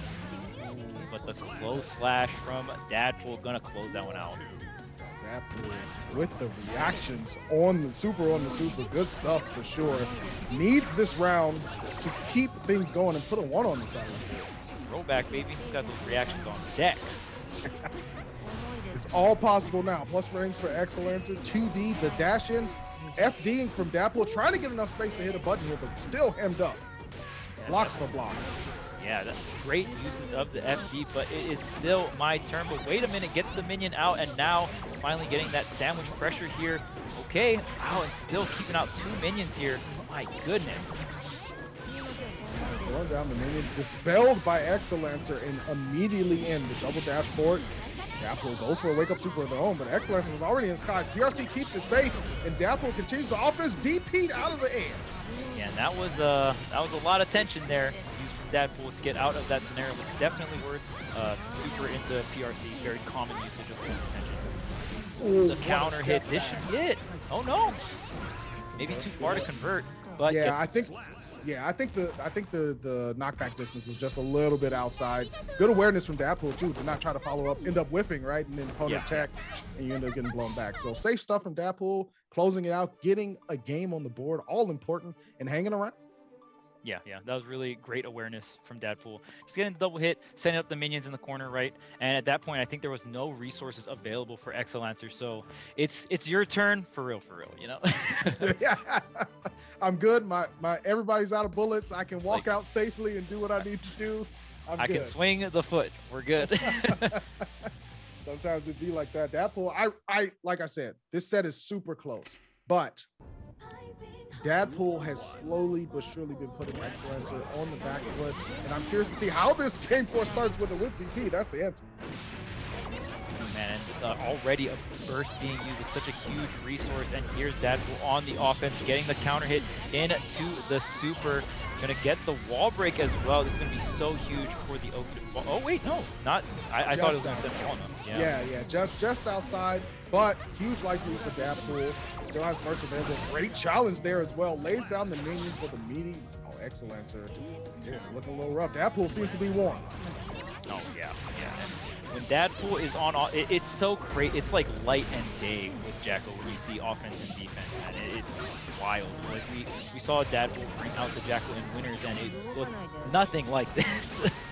This is an important defensive throw from Excellencer, getting those minions off of the screen, but back to setting up is Deadpool, full screen, throwing the workers out there, letting them handle some of those early morning shifts. Sometimes you want to get in late, you know, you don't want to work the early. Burst bait, oh my goodness, into the super. Yeah, that is definitely going to be it. And Deadpool bringing this to, I believe, our first Game 5 situation here. Wednesday Night Fights top 8. And it was quick, right? Like the ability for Deadpool to continue the offense when he has time and space to set up the minions, it almost makes Jackal look like a completely different character than when she's forced to block, like you were saying. And I really like Deadpool's knowledge of where Excellencer not necessarily wants to aggress, but where Excellencer wants to move. Because you see Deadpool many times getting just air dash over after setting up a minion. Now Excellencer's in a sandwich situation. And that shows that Deadpool is reading the opponent incredibly well. Yeah, even like Deadpool going for some of these minion chucks behind Excellencer, kind of just like hard reading that like you're not going to aggress on me. Obviously that's pretty risky if the opponent comes in, but like every minion throw matters, you know what I mean? And already forced to burst your Excellencer coming in. All right, both bursts off the table. Getting that corner punch, a side switch, OTG as well, going in for another repeat. Deadpool on the back foot, huge. Yeah, and there's no burst here. Oh my goodness, the dust into the red RC. Gonna get the corner break here, the wall break. This is a positive bonus. Side switch again. Yeah, that Excellence has been using that really well. And it's one of those moves, like you said, that's it can be hard to read in the middle of just a scrap fest, right? And all the other options that Gio has allows her to sneak those in. And now Excellence is seeing a match point again. Yeah, the fact that you can do it in the air as well. Like there's so much like stagger mix-ups too. Like, are they gonna wait to do it on the ground? Are they gonna do it in the air? And these minions are getting chucked. Yeah, you gotta throw them out there, gotta get that offense started. But Excellence weaving the course, getting the minions off the screen, and a huge 5H counter hit at the wall. Excellence looking to take it again through the wall. Okay, this Oki scenario is going to be the determining factor here for Deadpool. Good blocks and a jab out. I really like that. Get the minions set up here. This is the last stand here for Deadpool. There is burst available as well, but oh, there it is. Gotta use to keep alive here. Gets the opening. Dude, there's the throw. Gonna be able to set up another minion. Gets the cross up as well. Deadpool hanging on. We're going to last round. Let's go. And instead of going for the sandwich situation, like you said, goes for the cross up to the right. That was so smart coming out from Deadpool. Absolutely. I mean, set the momentum early, and now we're in the last round. Deadpool hanging around and seeing a match point for the first time this whole set. Okay, the counter hit. Not a huge opening here, but okay, there's the red RC to keep the pressure going all the way in the corner. Jackal trying to get some minions out. I like the punish there and into the super. Oh, this is a big whiff punish. Oh no! Burns the burst. Here's the plus friends again. You see the FD coming out. Deadpool just needs a little bit of space. Excellence are backing up, getting the side switch of their own. The bubble shield doing nothing. Excellence is on the hunt and closes it out with the super after the Parsec connects. Deadpool almost there, but not quite. Shout outs to Excellencer as well for just, that was a grueling set, I'm sure, for both players. And Excellencer had a couple of match points, didn't get deterred, and was able to finally close it out in the last round. That was a fantastic set. Yeah, great set. Just watching Jackal, not a super popular character, so being able to see that level of Jackal like just play in general was super fun to watch. We got to see, and when we saw the offense from Jackal, super impressive, right? And even being able to go for some of these left-right mix-ups instead of the sandwich scenarios, really cool to see. But man, Excellencer just had the left-right mix-ups, had the overheads ready to go, especially on that last stretch too. We saw really just coming through and ending off with the super, ending off in style. Gotta love it. Gotta love it for sure. Excellencer just really capitalizing, as you said, on the Soap Wednesday, the air special, just side switch after side switch. You get the OTG afterwards, which allows you to get the dash up on the tech. It just really worked out well, and easier said than done blocking all of that with the rest that Giovanna has. But speaking of the rest, we're finally going to get into our winners finals of the night. Nerf Shine going up against Solstice. Both, I believe, sponsored by Series E, yeah, Series E. So this is a somewhat of a team kill, if you will, a newer team kill, but this is going to be exciting. Potemkin versus Ramlethal. Excedrin, I believe, is the sponsor for Solstice, so let's get it. You already know. Solstice be causing a lot of headaches, so Excedrin the one for him. Yeah, Guilty Gear, you know, could definitely, Guilty Gear, you love your character, but you hate all the other ones, you know what I'm saying? Exactly. Oh my goodness, this is going to be exciting. Winners finals, here we go. I want to see how the round start. Okay, 5K from Solstice, just trying to keep Shine honest. Okay, let's see. Okay, we're going to get right up and personal, and of course, here is the Buster, half the health. There you go. Lock it up at the moment. Solstice, I really like not being deterred. Big jumping with the H. Yeah, that forced the blue RC and the burst. Huge resources burned here for Potemkin. And what is your reward, Shine? You get wall splatted in the corner and you lose the round. So well played from Solstice there. Yeah, great spacing from Solstice. Even after getting Pop Buster, just being able to mentally reset and run the offense that we know Solstice likes to do is good signs for Solstice in this match. Okay, dashing up, getting that pressure, getting the, not to get the sword back here, but all the way to the right side. Only one sword floating above, but it don't matter. We got the kicks. Oh, tried to hit him little bit of a shimmy action there, but Shine hip to it, gets the back throw.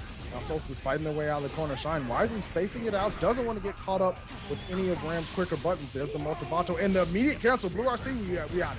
Yeah, I'm out. All right. You using 100 tension, I'm out. I'm out. You spending that much money? Too rich for my blood. I want to fold. You got it.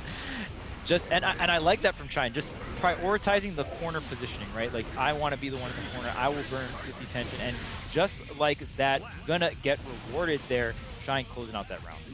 Great stuff from Shine to send us into 3-3, and that is really the key when it comes to pressure. But speaking of pressure, Solstice immediately pushing Shine back to that corner, but Slidehead's gonna get the knockdown. Great jump up and block. No punish, but still took the resource from Solstice.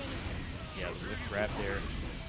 Okay, trying to get in, but oh, here comes Ram in the corner. Both swords on deck here. Gonna try to get the jump out. Yes, there it is, and this is going to be quite a bit of damage. Yep, bringing down the swords. Not gonna get the Oki, but still, that positive bonus is gonna be able to. And immediately spending meter there is so smart, because you have positive bonus, right? You can only hold 100, so why not use it on the start of the gameplay again to just get some kind of quick action or something like that. Solstice being well aware, showing signs that they want to go in the grand finals on the winner's side.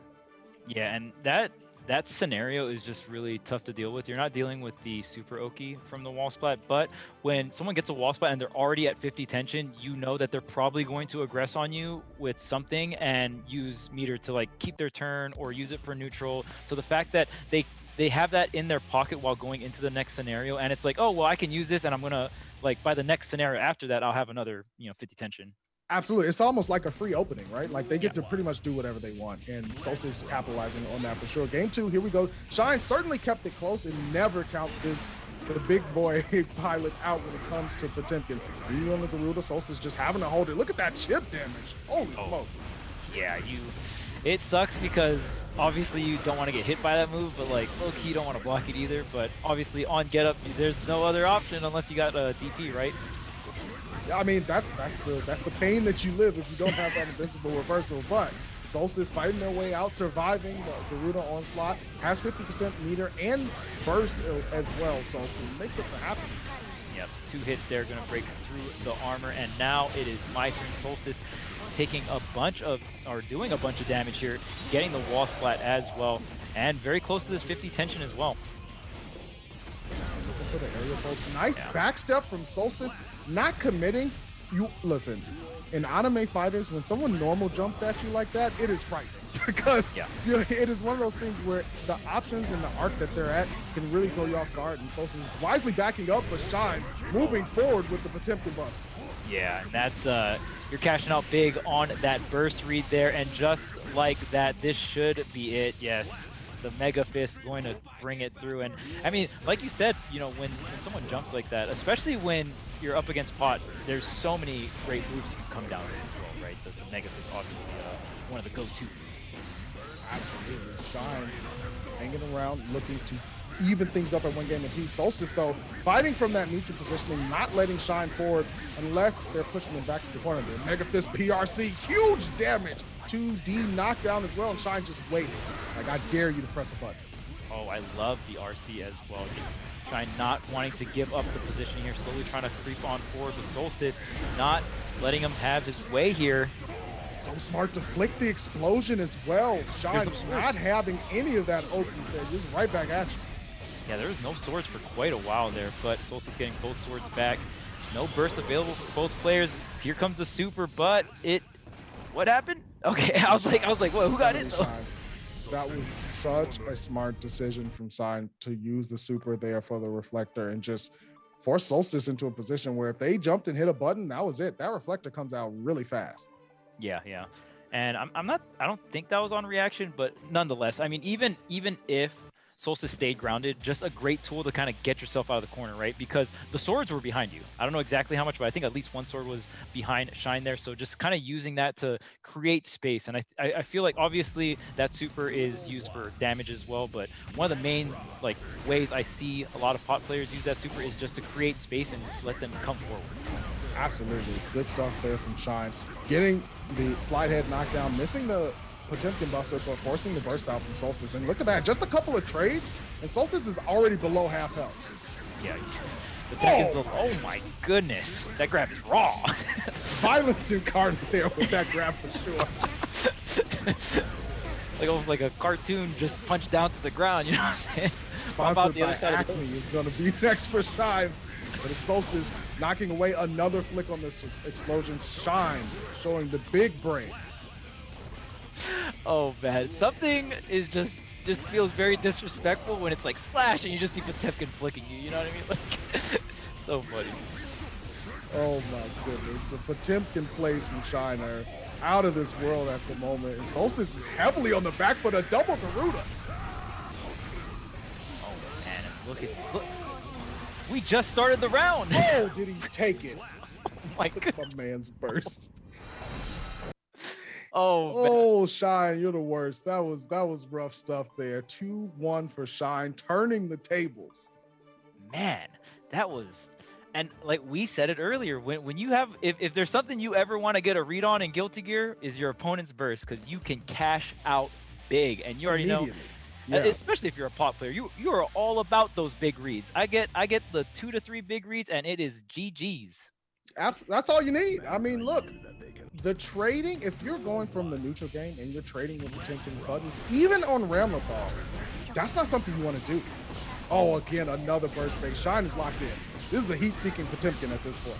Oh, yeah, for sure. And I mean, you usually, like you said, you get burst back pretty quick, so you usually see a lot of players kind of like burn it early to keep that positioning. But, you know, Shine doing an incredible job of just baiting, and oh my goodness, that's gonna be itchy. The flick for the disrespect to the forehead, and Shine is now on match point.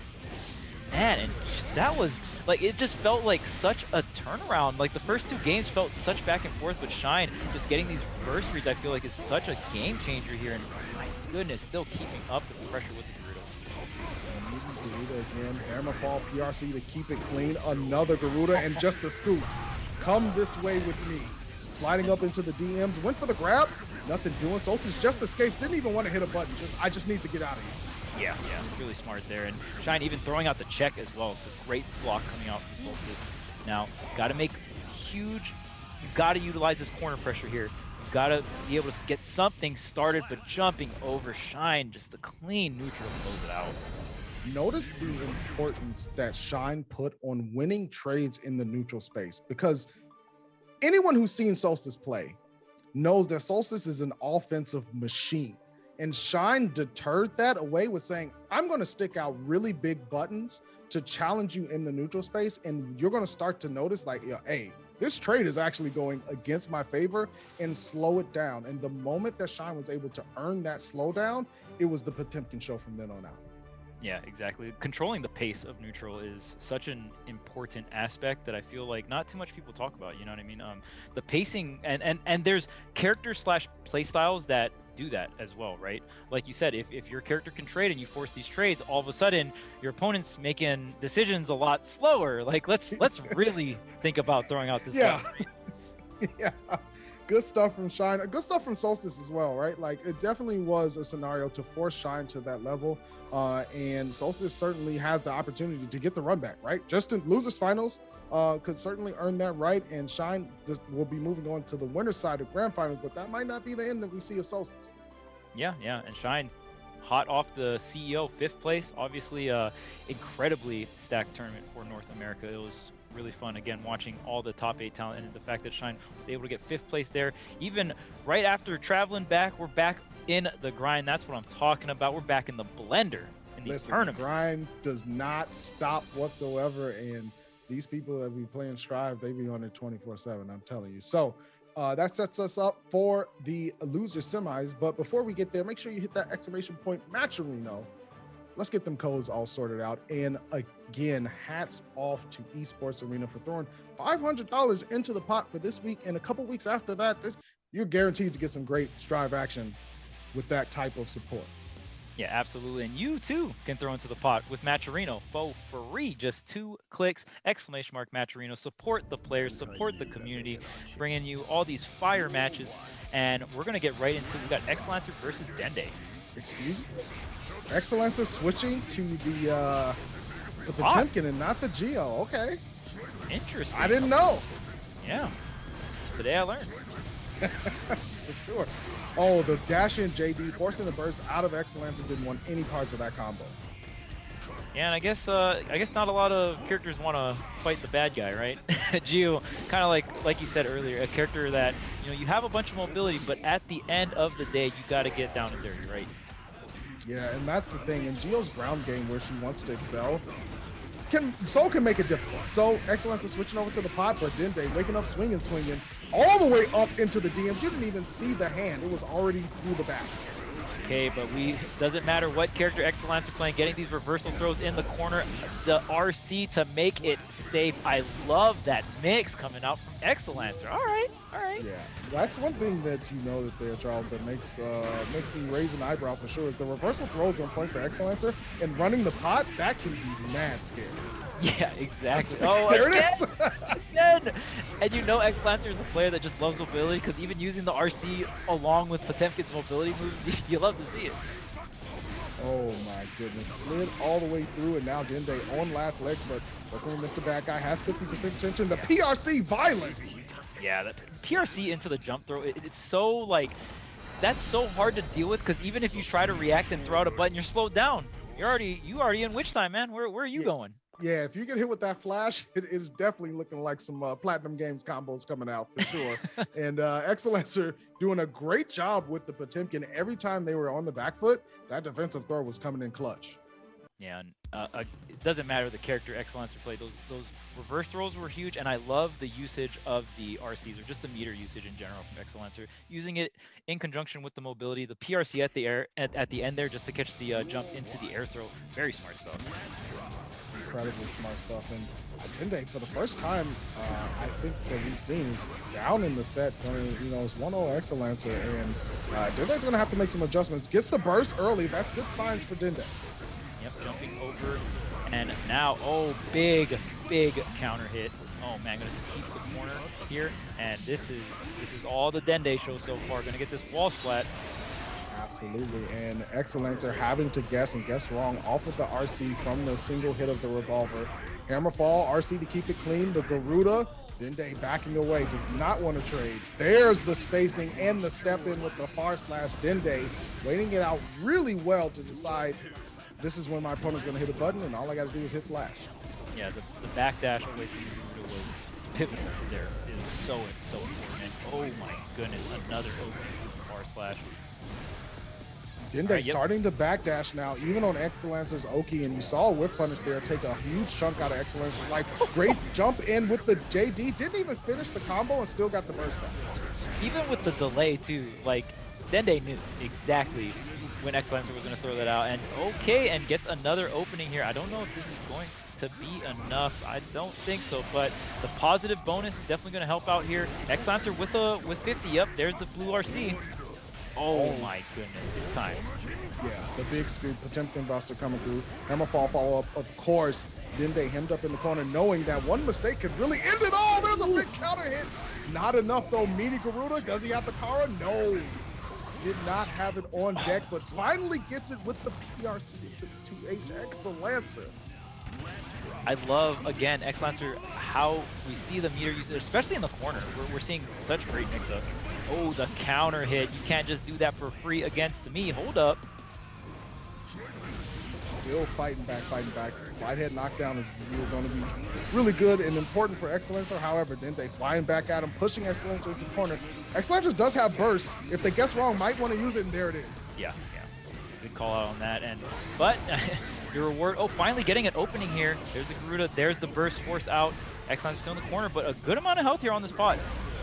Yeah, enough to be scary, and immediately just, let me holler at you real quick. And Excellencer taking the remaining health from Dende. This is 2-0 Excellencer.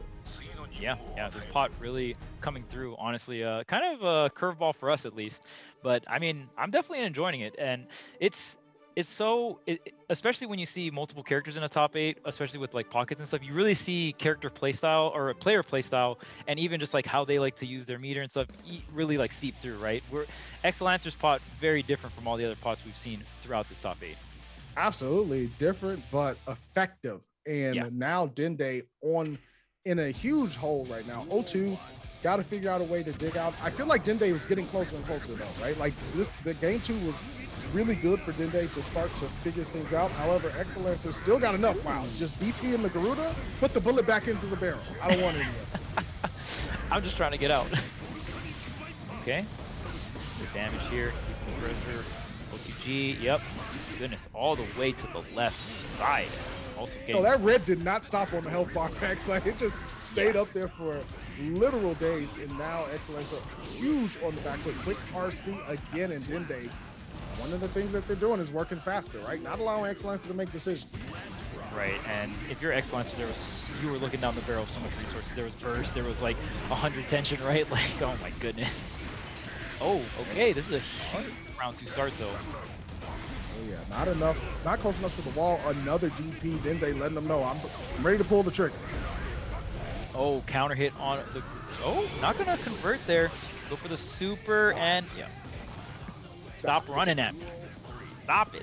Excellencer covering off the execution misinput there with the super, closing it out. Now they have match point. Look, if you get it done, you get it done, right? Doesn't have to be pretty all the time. I'm going to say it's a next level bait. There you go. But I mean, having the experience in those scramble situations, like we're not robots, right?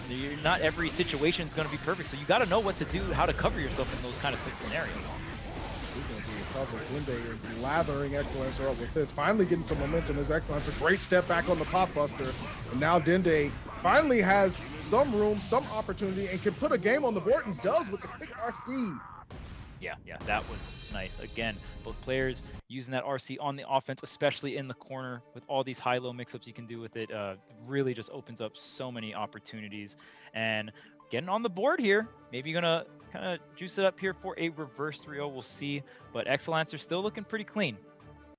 Yeah, I mean, Excellencer is still looking strong. Dende is playing a lot faster, and I think that is throwing Excellencer's game plan off just a bit, especially with the pocket character. If this isn't, Excellencer's hidden main or anything like that, right. Sometimes with the pocket characters, your decision-making process is just a tad bit slower. Right. Decision-making process, even like how you view or just even your general mental stack, right? Like it can be hard to process. Maybe you're not used to playing at all these different paces, right, with your pocket character. Yeah, and Dende right now showing the soul is certainly their main. Meaty Fafnir, all the plus frames, and the blue RC. How many plus frames do you need? as much as you get. But look at this counter hit. This is going to be great damage going into the corner here, setting up for this Garuda poke. Oh, gets my goodness. The DP comes out, but at that point, X-Lancer already committed to something, right? So wasn't able to punish that. Man, what a scramble. You shouldn't be able to DP Clash and use 5K on one character that's 3 frames. That's just unfair. Pro tag, man. Yeah, ain't character power up. Oh, but look at this. I don't care if you're the main character or what. You are going to take a bunch of damage, especially after the wall break. Positive bonus as well. Oh, first. Oh, no. Oh, great air dash over the slide head and the far slash from the long range. And Dende now with the meaty Fafnir. Oh man, Excellence is in a little bit of trouble. This could be going to game 5 really quickly. Whip throw PRC, the bless up, so I can mess up. Dende with the heat knuckle, almost enough to finish, but not quite. Yeah, and the burst is now available for Dende here if you want to use it to close it out, but such little life. I don't think you're gonna have an opportunity to use it here. You just gotta really execute well in this corner pressure. No tension. Okay, caught with 50. Oh, it doesn't matter. Yeah. The patience there to air dash over, waiting for the opening. Dende was they were looking for that. That was one of those where they were just waiting and hoping that they got something to air dash in on and did. We're going into game 5. This is a set. Yeah, yeah. And again, what you pointed out earlier is the patience from Dende's part, right? You are in an advantageous position, but you don't necessarily have to push the envelope right off the bat. You want to show your opponent that you have the patience. You're the one, in the driver's seat, right? You don't have to make the first move. Absolutely. Dende wisely coming to the realization that they can play really quickly and then just look for some signature go-tos from Excellencer and capitalize. Bar slash again, knocking at the door. Is there anyone home? I got a big box with damage on it and I'm trying to deliver.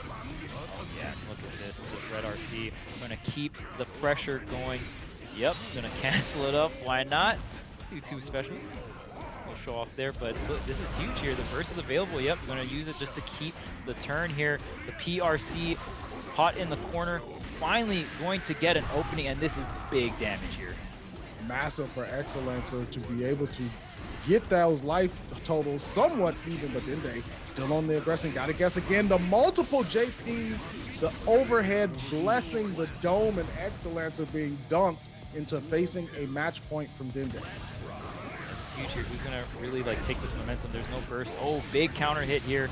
Gonna get a ton of space, but Soul not gonna convert there. Maybe a little too far. Nonetheless, a bunch of trades here, and that's all gonna be in favor of Pot. Absolutely. Every single time there's the Garuda chip damage being hugely applied. Dende doesn't want to give up the meter because they want to be able to use it offensively for a quick RC, but this is going to send them into a last round scenario. Yeah, final Sometimes game. You just got to give up the resource. Yeah, and that time X-Lancer was the one knocking. Hello, I got what's up? I'm trying to return this box. It's got damage on it. I don't think it was for me. It's the next house down. Yeah, return to sender, please. I ain't about it, but oh my goodness, we're going back to back. We're just knocking on everything, and look at this. Dende gets the opening, forces the burst out here. Dende almost has burst available as well, and look at all the tension on Dende. Dende has a lot of meter. There it is again, the quick RC. It's worked every single time, and Dende now closing it out with the 2K OTG perfection. Wow, Dende. The reverse 3-0. We kind of we kind of talked about it. We're like, oh yeah, that'll be sick. But after that game 3 win, Dende came through and was like, you know what? I'm gonna make this dream a reality. Look, shout outs to Proxy from Tampa Never Sleeps. They said that in a 1st to 3 game, that's really fast. If you can get 1, you can get 3 of them, right? And so. Yeah. No surprise there that Dende was able to come back, really speed up the gameplay, and then just go to the things that worked, right? Like the quick RC after the revolver, the single hit of the revolver, it was just sending Excellencer into a really rough scenario of having to guess high or low, and then capitalizing on that. And honestly, being really to scrap out with Potemkin is a decision, but if you can force the pot player to make those decisions much slower than you're throwing offense at them, you got a good chance at overwhelming them. Yeah, and we saw that Dende could play both sides of the coin, right? We saw the patience come out, and we also saw just I'm going in and knowing exactly when to go in, especially with the tension. I feel like right when the tension was on the table, you already know, man. Dende was in there with the instant RC high-low mix-up, right? didn't want to give up the meter, actually died holding on to it because they wanted to use the offense. But speaking of offense, we're going to blast our way straight into the losers finals, Dende versus Solstice. So after having to scrap against Excellencer, we'll finally get to fight a Ramthal in Solstice. And this is going to be an interesting one because both of these players like to fight. Oh, yeah. And the damage is something that both these characters are very familiar with. Oh, yeah, that damage is going to be high. We see Solstice spacing things out. A huge counter hit step back, snuffing out this Fafnir. 2S going to connect in a burst from Dende. Bandit bring her in. And Solstice just waiting, waking up, blocking. Oh, yeah, had to burst. That 5H would have done a grip off of the combo. Yep. No, when you think they're going to close slash twice or far slash twice in a row, and then you get that big counter hit, feels bad. Oh, the jump over with the blue RC, punishing heavily the whiffed animation of 5K. We talk about how fast it is, but on whiff, that thing recovers mad slow. Look at that, utilizing that range, and what a quick turnaround. The blue RC was such a great way to get out of the corner there from Solstice. Absolutely, Solstice taking round one for themselves. Then they hemmed up in the corner, went for a 6P, but nothing doing. Windshield wiper straight on through. Yep, all the stamina positive bonus as well, and look at we are cashing out immediately to get another back-to-back wall break. My goodness. And Charles, you called it out when we saw Solstice before, right? When they get positive bonus and they already have a huge chunk of bar, they use that RC system immediately on the reset once the play starts again. And again, it worked out so well for them. It's just crazy because, you know, Solstice just got a wall break, and it was just like, all right, boom, boom, RC into another wall break. Like the fact that Ram just has that power to like really carry you all the way to the wall and just kind of make these back-to-back wall breaks look so easy, but obviously a lot harder than it looks. And for some reason, I feel like we've seen this multiple times, that perfect from the back-to-back wall break. Huh? Oh yeah, it's a Ram staple, and you know, in Strive Perfects they can kind of run like a water, and Solstice making it look really good. Speaking of running though, Dende trying to shove Solstice into the corner, and that risk gauge is high. And Soul loves it when the risk gauge is high, and he's also just a character, oh my goodness, cashing out on the risk gauge as well. Okay, ooh, I like the stall and fall there. Yeah, the delayed bandit ring is going to be a really good option to try to bait out some 6Ps, but the burst was baited. Oh, Dende got away with a little bit of a mistake there, but the air throw from Solstice is going to keep the pressure up at least, and has plenty of meter as well. Wow, and there is the 5D to get the overhead into another, yes, wall break, and that is going to be the round. Solstice looking clean out here. Yeah, this is a matchup with two very offensive-oriented players, and Dende's going to have to show a little bit more of that patience they showed against, against Excellencer, because Solstice right now is just beating Dende to the punch. And Ram, I mean, that's what she does, right? She gets in those neutral spaces and just snuffs out your buttons. Yep, and here, the Soul Show right here. Knock, knock. Yep, okay, going to keep the corner pressure there. The blue RC, and we've seen this before, and I like... Smart. Oh, wow, the blue RC to counteract that, just even the repositioning, using it to go to the right there. Great stuff from Dende. Solstice fighting their way out of the corner. The Bringer's going to come in. 5K to just check. Solstice in a big 6H. This is going to hurt. Darrell taking him to the skies. You don't even know how much this is going to do until the devastation rains down. And again, a positive bonus for Solstice. Blue RC, PRC backwards. And Solstice is smooth, and he's believing in what he's got and ends up with the game. 2-0 Solstice. This is going really quick. Yeah, and I love the reaction from Solstice. We saw a PRC, so definitely a button was being pressed there, and was like, you know what? You're spending your 50, I'll spend mine. I'm out. We'll reset same exact positions. You got it. You got it. I'll see your bet. I just want to see what next card falls on the table. I might have something good. Yeah. I really like that option from Solstice, and Dende's gonna have to really crank it up. See if they can pull off another reverse sweep. Yeah, and I mean, we know Dende has the adaptation to pull that off, and it just feels so punishing when Solstice does get some kind of opening. These huge counter hits, oh my goodness, automatically just going to burn the burst there. Solstice looking really good, holding on to their burst so far. Dende trying to find a way in, but every time Solstice just evades and counter punches Dende, and now Dende on last legs for this particular round. Does have 50% meter. There's the blue RC, Solstice wisely guards up, not committing to anything. Second hit of the revolver comes through. Dende has a lot of work to do. Okay, yeah. Corner situation. There is this wild throw there. Blue RC being used. Not too much out of it, though. Oh, okay. But we got the nooch. We got the buttons. And I'm going to close that one out. Match point Solstice. Ooh, very nice. Okay, but here's Dende with some offense. Nope. Solstice is going to take the turn here.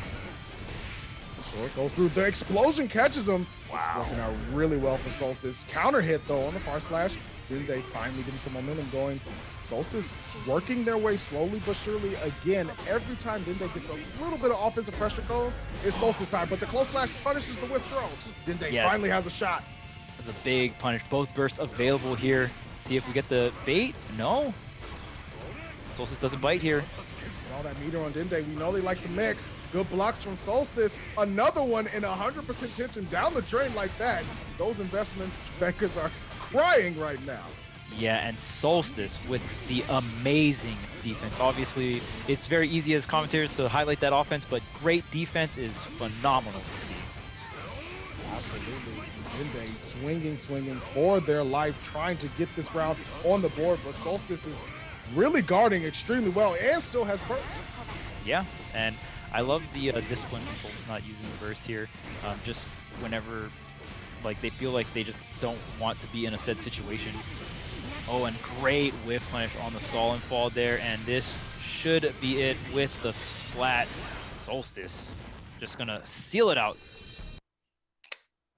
Yo, we talk a lot about Solstice's offense, but that defensive sequence in the corner to guard two quick RC mix-ups on the right side, I mean, look, you sometimes you gotta let the opponent know, like, hey, I can block and I can do it really well, and that honestly kept Solstice alive because, you know, as we stated, Soul really only needs that one touch, and you get the wall break as Dende, right? You get that positive bonus, and it could be a whole different match we're talking about.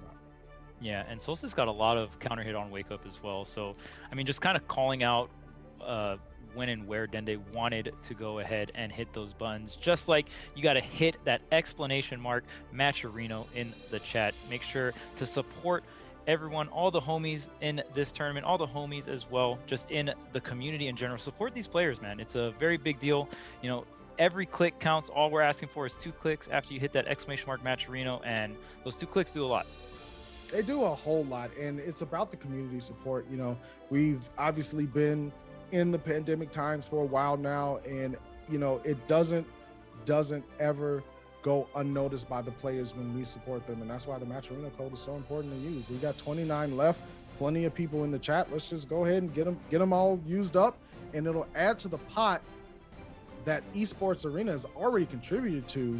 $500 bonus pot for this week and a couple ones after that. So these players are playing for a nice little piece of change.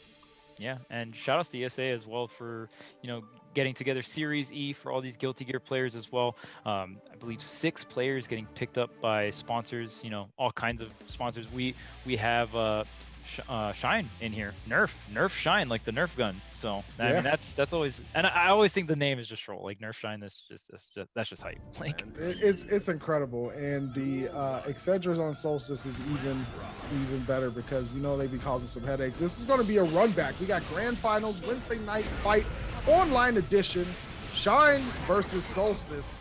I can't wait to see this run back. This is going to be tight. Oh yeah, and it felt like in winners finals, Solstice kind of had the momentum early, but Shine was able to just buckle down and get those hits. And honestly, when it feels like Shine gets the adaptation, it doesn't like let it go, you know? It certainly does not. And again, we see the Reflector Super coming out after the sword set to allow Shine to get some alleviation of pressure, but Solstice answering right back, and it's going to be so important that Solstice is able to do this time and time again and not slow down. Yeah, and but starting the second round with the pot buster, getting all that damage and the counter hit as well. My goodness. Oh, the connections, the PLC into the Mega Fish. Okay, please relax. Hey, nerf him for real. Yeah, because that was so far away and was able to connect the wall break and the flick to end it. I don't know how many times Shine has ended around with that flick, man. Shine is locked in once again. Doesn't seem like they cooled down at all. Solstice certainly got the work cut out for him. Does have burst in case things get a little difficult. Great jail sequence there with the JK, keeping Shine on the right side of the screen. So here it is. There's the sword enforcing out the burst. I mean, right there, very great burst. You just don't want that situation. And we've all seen Solstice with that momentum after the wall break, right? Not a fun time. Oh, the eject button chasing down the sword, but the defensive Mega Fist from Shine, keeping him clean in the corner. Slide on through. I got a pot buster for you. The RC's going to close it out. Shine with game 1. Yeah, using that PRC just to close it out. You can also just get that side switch as well with that PRC. So really good stuff from Shine, just cashing out, ending that first game. And all right, Shine starting it off on the front foot here. Only needs 2 more, right? That's the beauty of being on winner's side of grand finals. You can close it out early, and I am sure Shine wants to do that because we just saw Solstice and what they're capable of doing in that game 1, and it's not an easy road. Oh yeah, absolutely. See what the round start here is for both of the players. Okay, start things off a little bit more aggressive, but going to be able to close through here and just kind of going back and forth here on these trades. Dang, we are slamming that ground. Yo, trying to make sure the Solstice falls down, slide in with the Hammerfall. Nice punish. 5K, the 7 frames that you need to punish Hammerfall, and Solstice was well aware. Okay, but here's the corner pressure ram, 1 sword. But here is, try to get, no, okay. I was like, maybe Shine can get the corner switch here, but not enough room there. But does get a lot of footing. And okay, here's the opening from Solstice, but the burst coming immediately out from Shine. This is important for Solstice because if they get the wall pressure again, they can certainly get the break. But Shine is swinging on wake up, misses the pop buster, doesn't pay too much for it. Yeah, that, okay, gonna close it out. And I feel like that whiff pop buster could have been the world for Solstice right there in that round, but gonna go unpunished there. It's every little bit that counts for sure. Solstice getting a sword set and a big carry of Shine to the corner. Sword set again, 2K just to keep them respecting. You see all the meter from Shine gone because they were bubble shielding. And Solstice hammering away. Plenty of meter. This is going to be rough for Shine to escape. At this point, you don't even have meter to FD. Like, this is rough. Oh, shooters on deck. Calvados to cut through the most amount of health possible. And here comes the positive bonus, and immediately the JD and Shine going to go down in round 2. Yeah, so utilizing the open there from the super wall break, so really good stuff from Solstice. Just closing that one out. All resources on deck here in terms of burst. It's the counter hit, and this is what Solstice wants to see here for this 3rd round already. Getting the wall break, and let's see if we can get the back-to-back. We'll find out. Solstice looking to even things up 1 game apiece. Certainly wants to reset. Shine FDing into the corner. Does have burst available. Blocks all of the Rekka. Solstice keeping going with the purple stuff. Oh man, and another RC. How much meter does Solstice have to spend? And Shine surviving the infamous 2 wall breaks. Shine with the Potemkin help surviving. Solstice with plenty of life, but for how long? The RC is going to do a lot of pain, and a good trade from Solstice deciding to wake up buttons there. The air button there was probably the best place to try to trade if you're Solstice, right? You don't want to challenge those grounded numbers from Potemkin, but Solstice deciding I got the health to risk it, and now has 1 on the board as well. We're tied up. Yep, back and forth here for this grand finals. We'll see if Solstice can get this reset, get us into a 2nd set here. These matches have been lightning fast. Whatever players got the offense, they push it to the absolute max, and that's what you gotta see it in this top level Guilty Gear. Oh yeah, I mean Strive is a heavily offensive game, and you want to continue that momentum as much as you can. Solstice finally finding some adjustments there, getting a couple of wall breaks and getting things going. But Shine starting off game 3 with a huge pop buster. Yep, here's the pop buster and the Mega Fist, the PRC. Garuda keeping up the pressure. There's the whip, and there's the counter hit that Solstice needs. Yeah, I wonder if Shine's going to start to switch from Garuda, to just either doing more Garudas or just huge normals. Sliding into the DMs for another pop buster. Those command grabs come out fast. Yep, and when you're in the corner, you don't got much room to go backwards. So really good stuff coming out from Shine. We saw some of them whiff, but that is the life of a heavy. Some whiff and some hit. I mean, that's it, right? Not being deterred from your moneymaker is what you really need to be able to do as a grappler. And Shine certainly deciding, hey, I might whiff 1, but if the next one hits, I'm still looking good.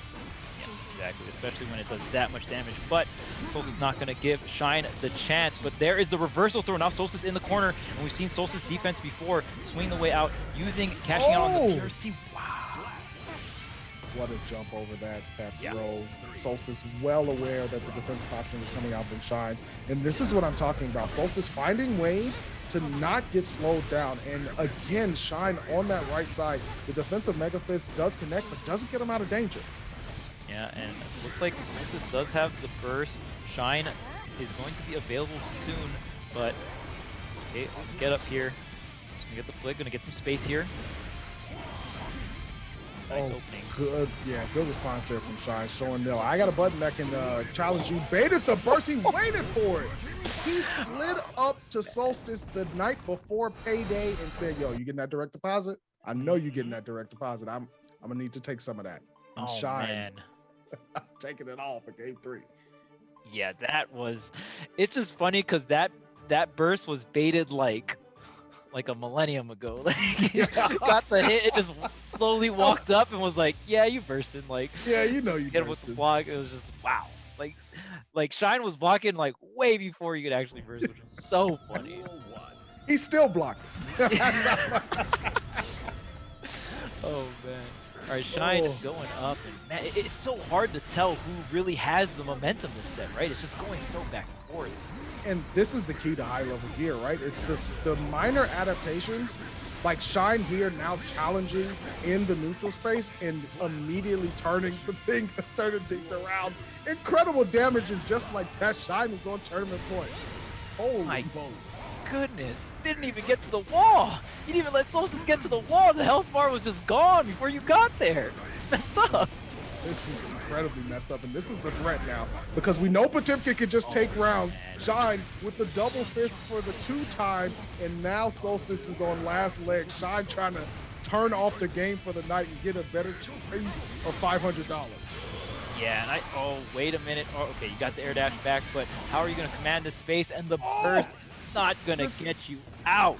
Gonna be Shine, making it look real glossy, like smooth as silk. Shine, the winner of Wednesday Night Fight Online Edition number 48. And hats off to you. Gave us the salute and everything. Shine, good stuff. Yeah, and I mean, again, we kept talking about it.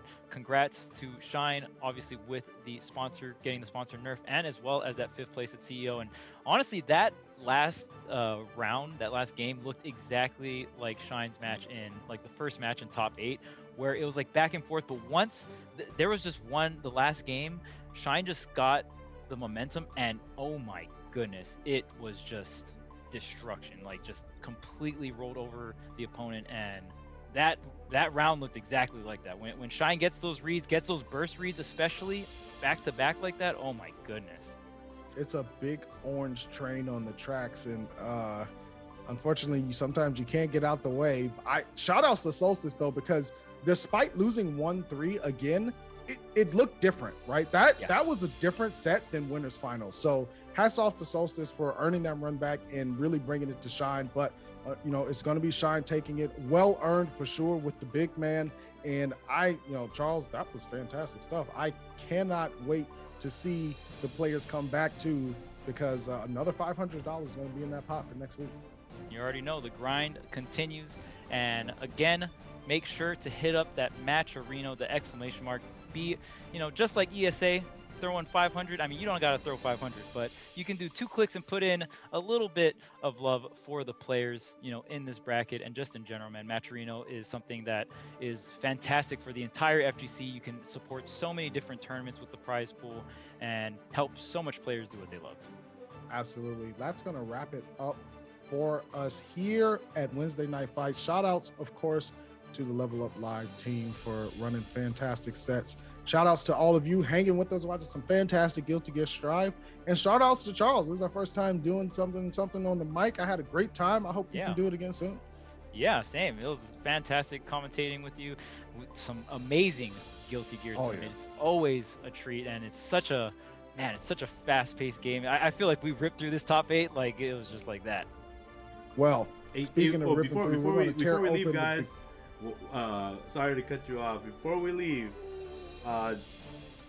hasn't really been promoted yet, but it's actually Invitational Week number 1 starting tomorrow for the Series E players versus some of the pros.